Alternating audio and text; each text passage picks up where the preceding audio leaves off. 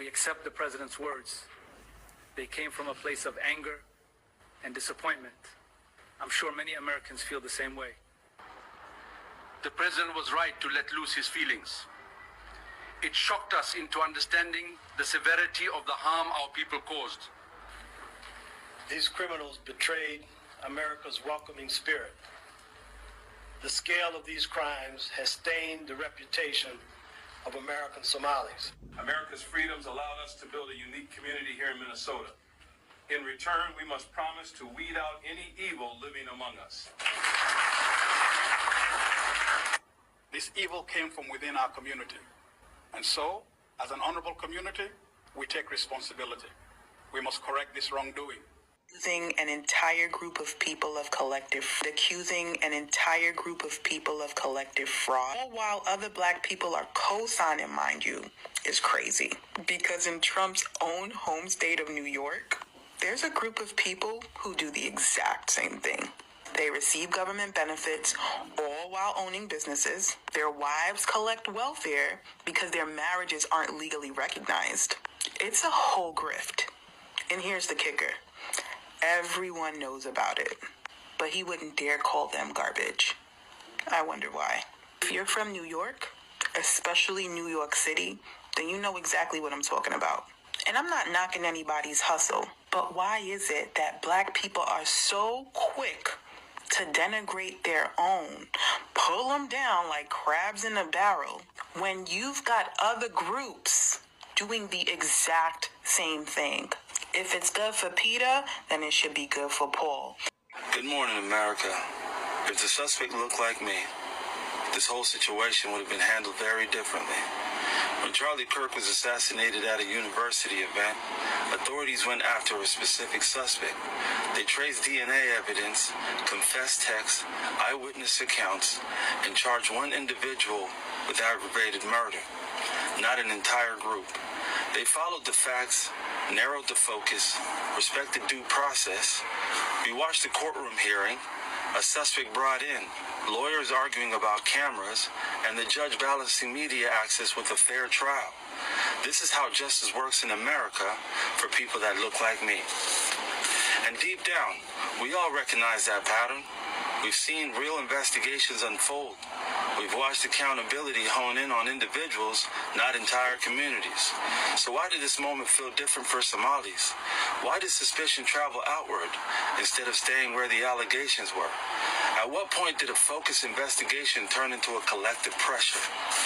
So maybe the real question isn't, should we investigate at all? Of course we should. Maybe it's, why does due process stay narrow for some people, but sweep broad for others? Why can we follow evidence for one, yet allow suspicion to cast doubt on millions? I speak to the ones who still think. Are not. Guys, I'm looking for small-owned Somali businesses in Minnesota that have been experiencing low traffic or low sales, in particularly these last few weeks because of the hateful remarks that have been made about the Somali community in Minnesota. If you have information of small-owned businesses, drop them in the comments. If you have any knowledge of any women brands or businesses in Minnesota, please drop those in the comments as well. But I want to support, I want to share out, I want to make sure your doors are not going to get closed. I want to make sure you make it through the rest of December and through, this next quarter of sales. So I want to support your business. I want to purchase some things, and I want to make sure you guys are doing well. This new Somali community has embraced me and loved on me so much that I really do feel strongly about using my voice and using this platform to promote happiness, promote kindness, promote community. So again, Somali-owned businesses in the Minneapolis, Minnesota area, please drop the names and links, and I will start collecting data. Good people, I want to welcome you to today's topic. First of all, I want to believe that you are doing well, just like me here, and I welcome you to a candid discussion. I want to take you back to late 1800s and the earlier 1900s, when the immigrants from Italy were facing the very same fate that the Somalis in Minnesota they are facing right now. The accusations were right, and they were no, they were quite similar to what the Somalis are facing now. You talk of they were accused of being a drunkard, they were accused of being lazy, they were accused of being the orchestrators of crime. They were even accused of plotting to replace USA president with Pope.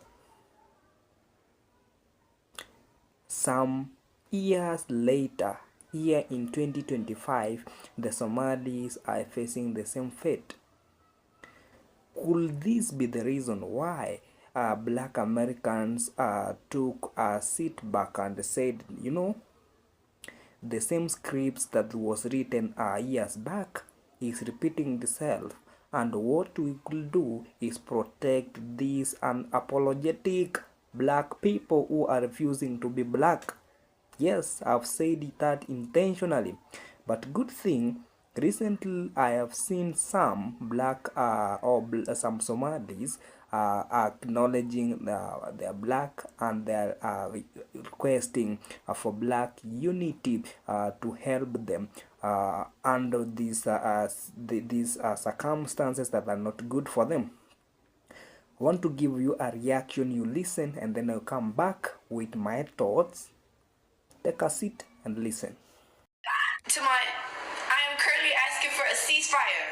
I'm asking for a ceasefire between the Somalis and the African Americans. Please. We got something bigger going on right now.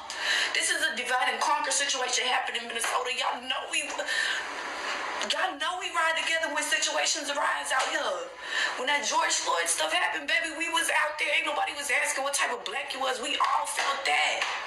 So I just don't want this ignorant conversation to overshadow what's really happening.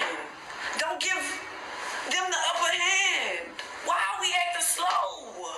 I'm asking for a ceasefire. If you like me, please put down the shots.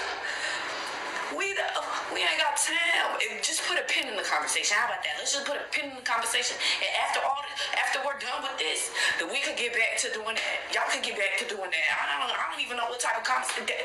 I'm gonna go finish my electrolytes because it's. As individuals, the people that committed the fraud should be held accountable. The people that committed the fraud should get charged, be prosecuted, and go to jail. As individuals, they should go to jail as individuals, not as a community. What is this? The mayor had is being played on you. People that committed the fraud should be held accountable. The people that committed the fraud should get charged, be prosecuted, and go to jail. As individuals, they should go to jail as individuals, not as a community. What is this? The mayor had to go on live TV just to say, you punish the individuals, not the whole community. This sentence, the black Americans have fought this sentence, have experienced this sentence thrown at them. Yeah, here's the truth. Every rising minority, they eventually earn this sentence after they build their power. So, congratulations, Somalis. Somalis, you're now visible. Your votes matter, your dollars matter. Hello. This is a game, this is a script, and now the script is being played on you. Don't take it personal. Here's how to succeed in this script, in this game. Chill like that. This is a game of influence and power. They're kind of the same word. So in order to build this, as a community, be more organized. As a community, vote in one direction. As a community, fund each other. Hello. As a community, have members of Somalis, being politicians, doctors, lawyers in important rooms. Hello. Well, I welcome you again. Your presence here, it makes me going. I don't take it for granted. The reason why I appreciate fully your presence here. Now, what would we do moving forward to avoid this situation repeating itself again. First, the black unity must be stronger than before, and the immigrants that get into states, I think a time has come when we will realize that the foundation of blacks, they need some people to help them fighting for black people. They have done it for long. They have been consistent fighting for the rights of black people in states and beyond. But a time has come when the other black people and the other minority groups in states to join them fully and conditionally and fight for the rights of the minority in the United States of America. Why am I